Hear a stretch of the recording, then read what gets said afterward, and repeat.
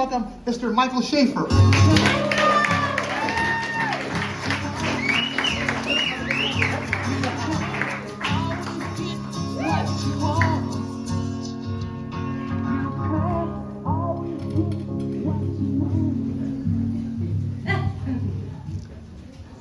This is a story about one of the most confident moments of my life. But first, I have to make a confession.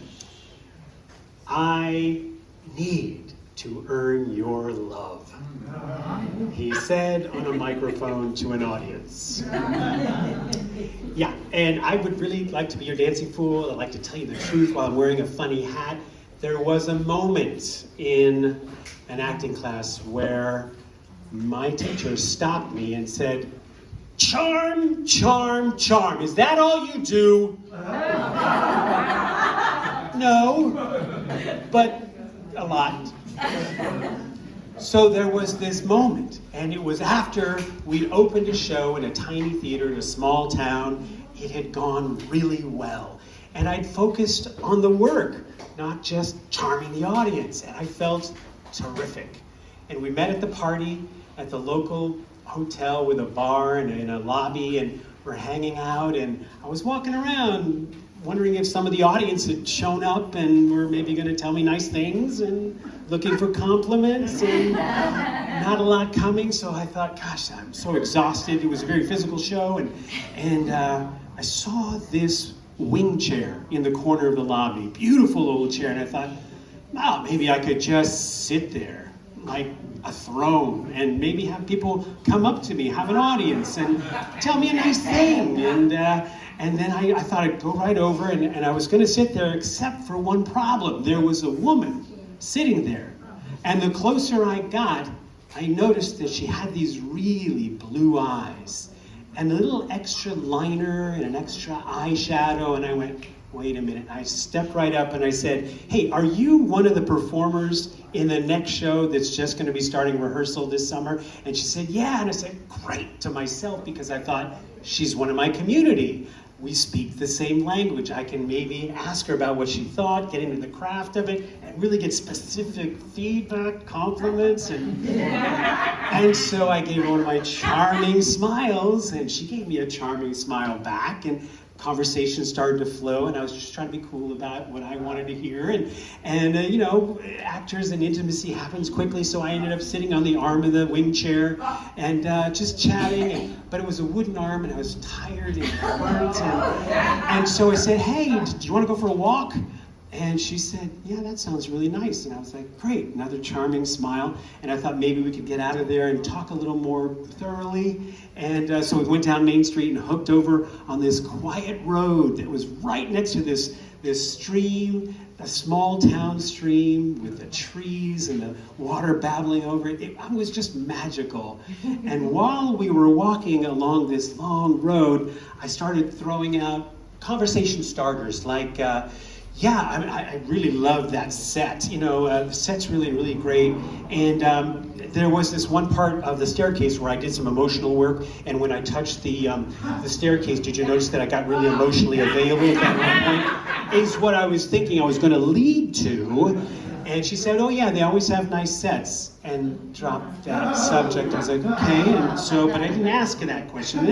And then I said, you know, it was such an honor to be working with my co-star Dick. He was one of the first students at the Actors Studio, and I figured, you know, she might say something like, "Yeah, you really held your own against him there on stage," and then she said, "Oh, that's really cool to know," and I was like, yeah, and then I thought, well, you know, I really believe in finding the truth of the character, and thinking that maybe I could talk about this moment when his character tried to poison my character, and I start convulsing on the floor, and I didn't care if my belly hung out of my shirt, and I was flopping around like a piece of frying bacon. And did you hear that woman in the second row go, "Oh, that's too much"? And then talk about the pursuit of the truth, whatever the cost, and she said, "Yeah, truth's really important."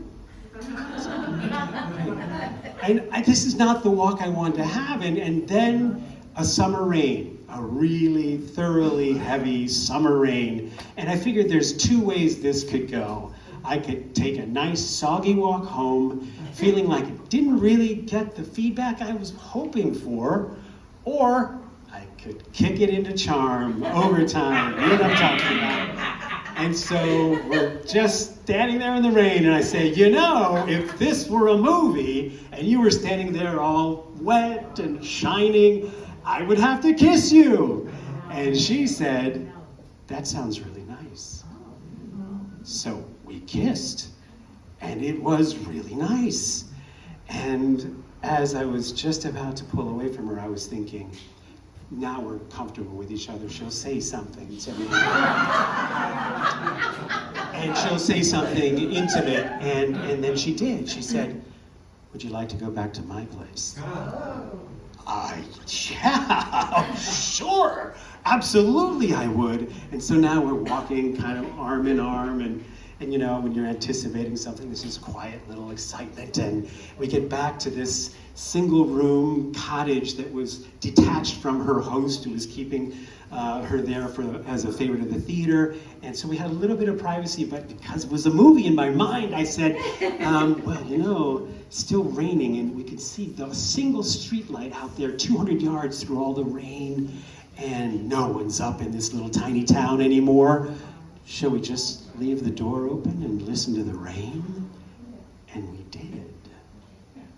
And right before everything really got started, I was thinking to myself, there's gonna be a moment after whatever happens where our heads will be on the pillow and the conversation will get really intimate. And she'll talk to me about things that I want to hear. And, well, whatever happened, happened, and it was lovely, and I forgot that I was so exhausted from the performance, and I conked out completely. And when I woke up, I was with a start, and I said, you know, I really should get out of here before it starts to get light. I don't want to feel like we're stepping on our toes here with the host in the house, and I should go. And she's like, oh, yeah, sure. So I kind of got out of there quick, and I was walking up to the corner to head back to my place, another half-mile walk. And then in the movie version of that part, I would have pulled out my flip phone, yeah, it was back then, and called her right back and say, hey, what'd you think of the work, my performance? And that conversation didn't happen for 6 or 8 more hours when we reconnected. And she said, oh, I didn't see the show, I'm gonna see it tonight. And I felt shocked. I said to myself, you slept with me and you didn't see me act? I feel so cheap. And in the movie, I mean, I wasn't walking in stockings and carrying my stiletto heels behind me, but my hair was wet and a mess, and I came here tonight to tell you, I'm not that kind of girl.